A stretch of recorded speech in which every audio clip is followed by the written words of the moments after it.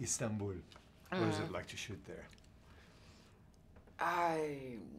Where to begin? Pure chaos. But what a spectacular place. I mean, everybody should go and try to visit that once in their lifetime. It should be in them. It probably isn't one of those books like the 100 Things You Should Do Before You Die.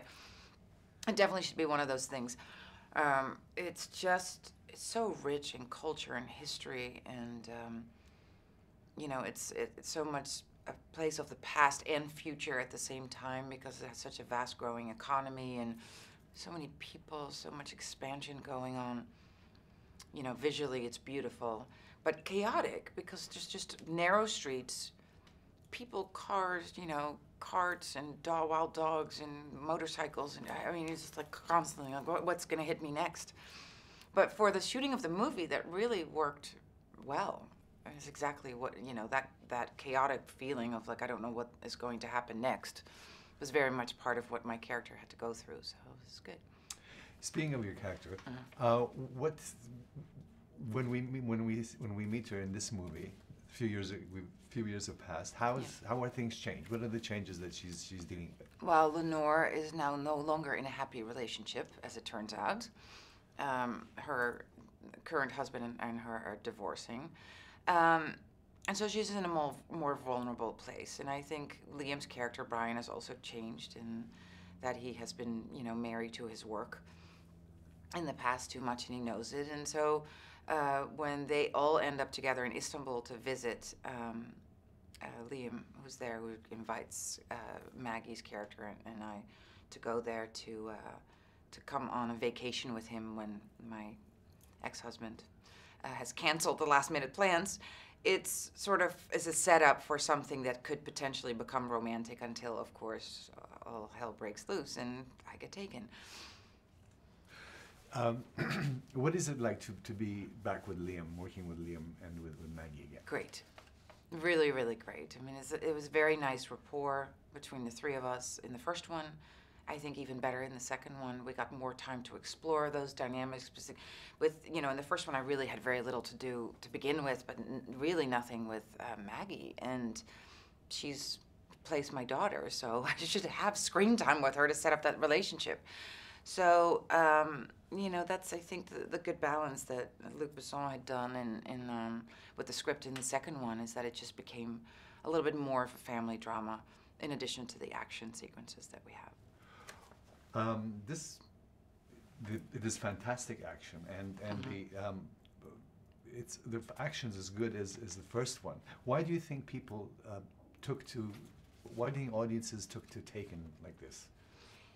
You know, I mean, I have my own theories on it, and I'm not sure if they're right at all, but to me, it was something that was very telling of the times that we were all going through in the world of, you know, 9/11 happened, all the events that, you know, around that, surrounding that. This whole notion of, you know, a man protecting his family and what he was willing to do, how far he was willing to go to do that. And so that may have been one of the things that really struck a chord with people at that particular time. Of course, now the second one, you know, we're going through similar events again in the world with, you know, revenge. And,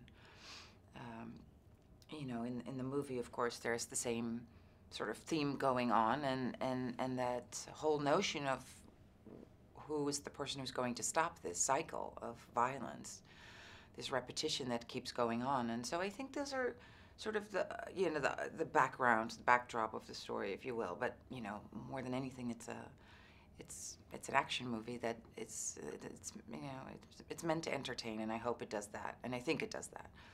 Do you think, as a rule, that cinema reflects what's going on around us in politics and life? I don't think as a rule, but I think sometimes there's something going on with writers where they tap into that, whether that's subconsciously or consciously.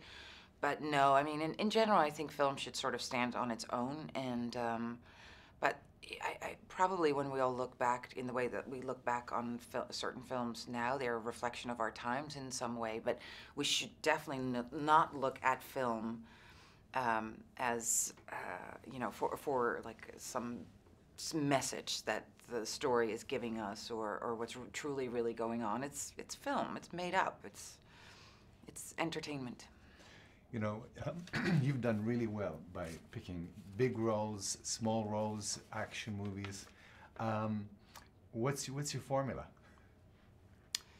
Oh, my only formula is to not get bored, and just really to keep trying not to get typecast as best as that I possibly can do that. And that, of course, is a challenge because you have to work the studio system a little bit as an actor, because I not only do I make my bread and butter doing it, but if I don't appear in Hollywood movies, I don't get I'm not cast in independent films, and I certainly will not be able to direct my own movies again. So it's all part of this little, yeah, you just have to sort of try to figure out how to maneuver this world, which is a business ultimately. And you have to understand the business, and then you have to navigate yourself within that business and see, what do I want to get out of it? I want to explore different sides of myself. I want to work in both in the studio system and in the independent system. And now on top of everything else, I want to not only act, but also write and direct and produce.